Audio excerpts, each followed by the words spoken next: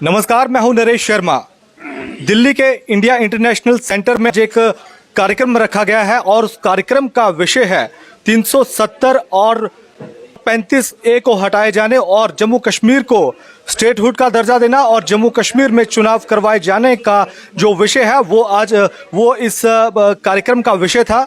हमारे साथ जम्मू कश्मीर के पूर्व मंत्री हर्षदेव सिंह मौजूद हैं। 370 और 35A को लेकर पैंथर पार्टी में कोई बदलाव आया है पैंथर पार्टी की सोच में? ये कहते रहे कि 370 जो है वो सुप्रीम कोर्ट के इस वक्त सामने है और सुप्रीम कोर्ट जो फैसला करेगा वो सबको मानना ही पड़ेगा। तो एक सब जुडिस इशू है, इसके ऊपर ज़्यादा चर्चा करने की ना तो गुंजाइश है और ना ही ज़्यादा मैं समझता हूँ कि की जा सकती है। तो जो मसला सुप्रीम कोर्ट में है, इस वक्त जो मुद्दे थे उसमें यह था कि स्टेटहुड बहाल होना चाहिए और इलेक्शन होने चाहिए। हमारा स्टेटहुड हमसे क्यों छीना गया है, ये एक बहुत बड़ा प्रश्न है। यूनियन टेरिटरी को स्टेट बनाया जा सकता है, लेकिन स्टेट को यूनियन टेरिटरी बनते हुए पहली बारी हमने देखा है और ये असंवैधानिक है, सुप्रीम कोर्ट के आदेशों की अवहेलना है और लोगों के स्वाभिमान के ऊपर एक बहुत बड़ा प्रहार है। तो क्या 370 और 35A को फिर से बहाल करने को लेकर ये कार्यक्रम नहीं था? क्या इस कार्यक्रम में चर्चा नहीं हुई? क्या अपनी अपनी अपनी राय सब लोग रख सकते हैं उसमें तो जब आप बंद कमरे में बैठे हैं तो आपको डिस्कस करने से जो है वो कोई, मुझे नहीं लगता कि कोई दिक्कत होनी चाहिए। लेकिन अल्टीमेटली इसका अगर आप ये कहेंगे कि सोल्यूशन यहाँ निकल जाएगा तो ऐसा नहीं होगा, क्योंकि ये मसला जब सुप्रीम कोर्ट के पास चला गया तो सुप्रीम कोर्ट ही इसके ऊपर आखिरी निर्णय लेगा कि ये बहाल करना है या नहीं करना है। तो मतलब क्या पैंथर्स पार्टी की डिमांड नहीं है कि 370 को बहाल किया जाए, 35A को बहाल किया जाए? ये सुप्रीम कोर्ट ही देखेगा, पैंथर्स पार्टी डिमांड नहीं कर रही है। बिल्कुल, आपसे जैसे मैंने कहा है कि ये मसला सब जुडिस है और कोर्ट इसके ऊपर फैसला करेगा। गवर्नर और LG का जो कार्यकाल है उसे 5 साल होने वाले हैं, तो इन 5 सालों में आप जम्मू कश्मीर को कहां पर देख रहे हैं? कहीं भी नहीं। वो तो कह रहे हैं कि विकास हुआ है।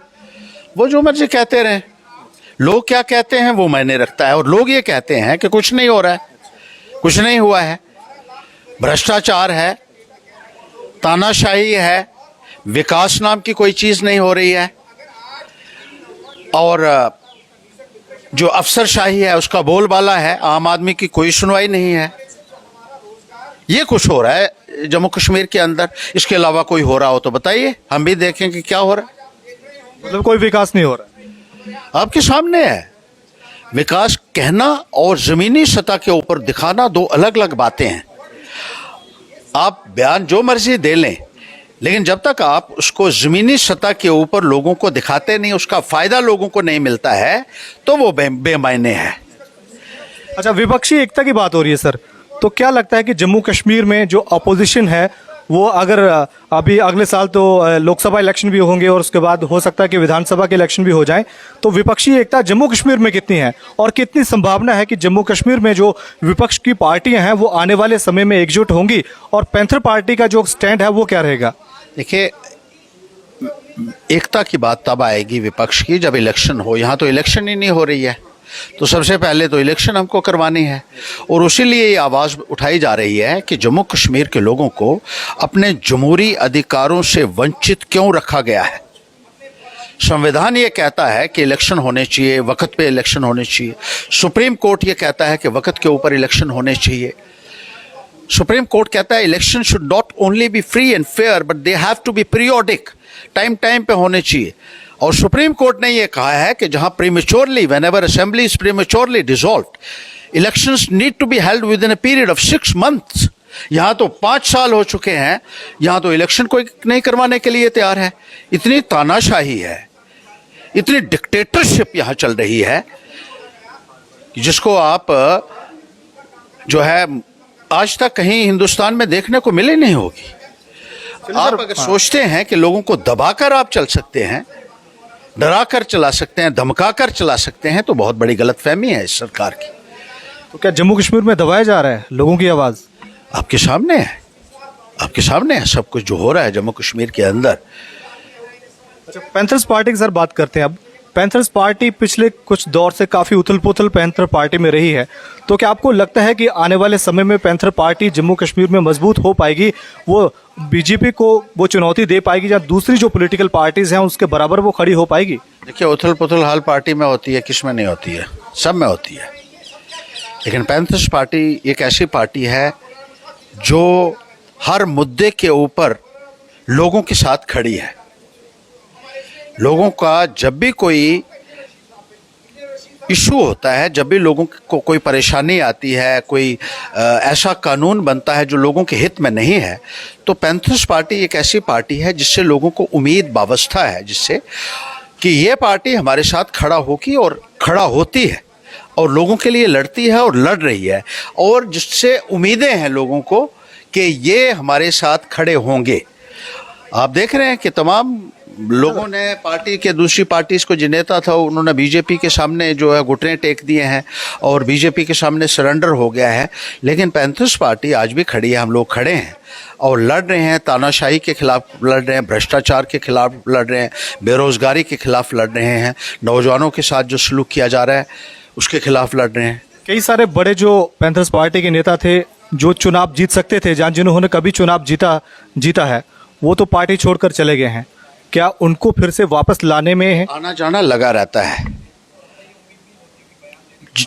जो आना चाहता है, बहुत सारे अच्छे अच्छे लोग हमारी पार्टी में आए हैं, एक जाता है तो 10 आते भी हैं, ऐसी बात नहीं है। तो जो चला जाता है,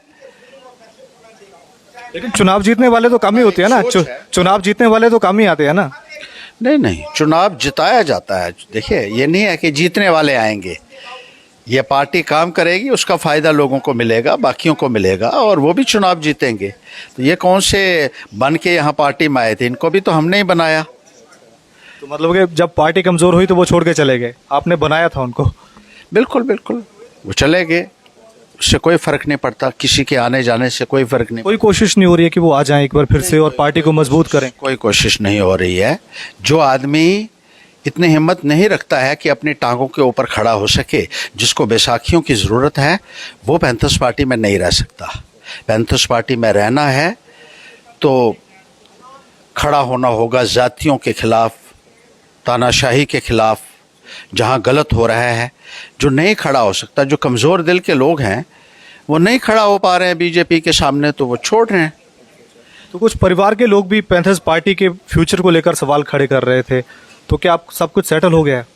कि होता रहता है, ये हर जगह चलता है, हर परिवार में होता है। एक रसोई में बर्तन 4 होते हैं तो वो भी आपस में टकराते हैं, खटकते हैं, तो इससे फ़र्क नहीं पड़ता है। चलिए सर, धन्यवाद। हमारा मकसद जो है, उसके लिए हमारा कितनी कमिटमेंट है उसको हासिल करने के लिए ये मैटर करता है। और हमारी लड़ाई जो है वो चल रही है, लोगों को भरोसा है, लोगों का विश्वास हमने हासिल किया है, और लोग ये समझते हैं कि अगर कोई खड़ा हो सकता है बीजेपी के सामने तो यही लोग हैं जो खड़ा हो सकते हैं। और ये बहुत बड़ी बात है।